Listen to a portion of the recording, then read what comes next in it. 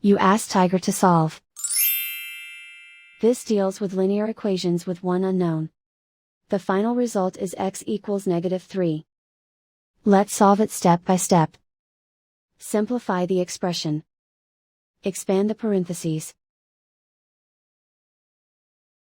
Simplify the arithmetic.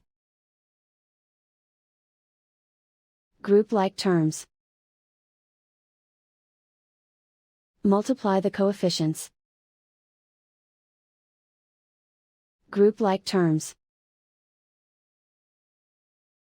Simplify the arithmetic.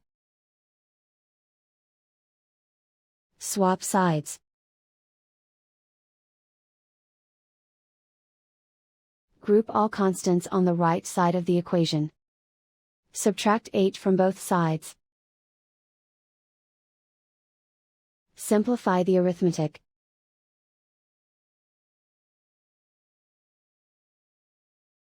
And so the final result is x equals -3.